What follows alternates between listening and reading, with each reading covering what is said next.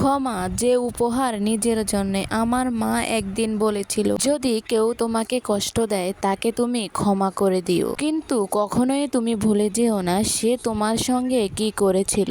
এই কথাটা আজও মনে দাগ কেটে আছে। নতুন কারো সাথে পরিচয় হলে ভিতরে কোথাও এ বাক্যটা মুখ তুলে তাকায়। তবু কখনো কখনো এত সাবধানে চলাটা খুবই কষ্টকর মনে হয়। কখনো কাউকে নিঃশব্দভাবে ভালোবাসো, কখনো কাউকে নিঃশব্দভাবে বিশ্বাস করো, আর এগুলো করার পরে যখন পেয়ে যাও অবহেলার বিষ, তখনই বুকের ভিতর একটি ভার চাপ করে। একদিন আর সহ্য করতে পারিনি, মাকে সরাসরি জিজ্ঞেস করলাম, মা, যারা আমাকে কষ্ট দিয়েছে তারা কি সত্যি ক্ষমা পাওয়ার যোগ্য?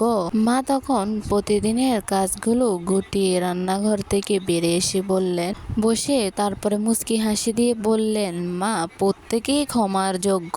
যখন সে একবার ভুল করে তাকে ক্ষমা করো, যখন সে দ্বিতীয়বার ভুল করে তখন তাকে ক্ষমা করো, যখন সে তৃতীয়বার ভুল করে, যখন তার ক্ষমা দরকার, সে আর কেউ নয়, সে তুমি।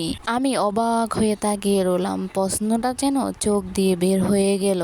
মা তখন মুচকি হেসে আমার হাতে একটি চায়ের কাপ তুলে দিয়ে বলল, তুমি নিজেকে ক্ষমা করো যে বিশ্বাসটা ভেঙে গিয়েছে, সেই বিশ্বাসটার জন্য, সেই বিশ্বাসটার জন্য যেটার পরিবর্তনে তুমি ব্যথা পেয়েছিলে, আর সেই আশার জন্য যেটা বারবার ভেবেছিল এবার বুঝি সব ঠিক হয়ে যাবে। কিন্তু সবচেয়ে বড় কথা, নিজেকে মুক্ত করো অভিমান থেকে, নিজেকে মুক্ত করো অভিশাপ থেকে, নিজেকে মুক্ত করো অভিনয় থেকে, নিজেকে মুক্তি করো অতীতের যন্ত্রণা থেকে। পরের দিন দেখলাম মা লুকিয়ে কান্না করছে। তখন বলে উঠলাম যে কি হয়েছে? তখন বলল যে তার 10 বছরের বন্ধু তার সাথে বেইমানি করেছে।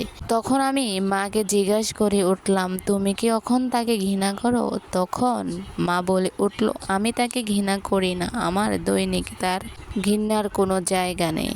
আমি তাকে ক্ষমা করে দিয়েছি, কিন্তু সেই দিনটার কথা আমি ভুলিনি।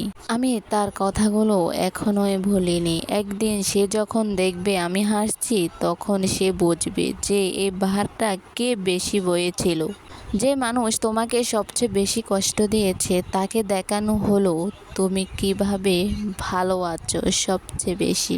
তোমার উদ্ধার, তোমার চলাফেরা, তোমার হাসি ফেরা মুখ, সেই প্রমাণ যে তুমি কষ্ট পেয়ে জিতে গিয়েছ।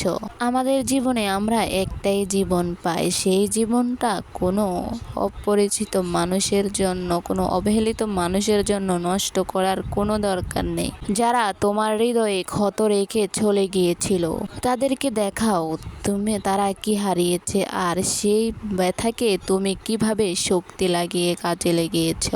সেই দিন আমি বুঝতে পারি, মায়ের কথাগুলো না শুনলে হয়তো আমি আজও আটকে থাকতাম সেই ব্যথায়। তিনি আমাকে শিখিয়েছে, ক্ষমা সবসময় কষ্টে পাওয়ার জন্যে নয়, ক্ষমা মানুষকে উৎসাহিত করে অনেক সময়।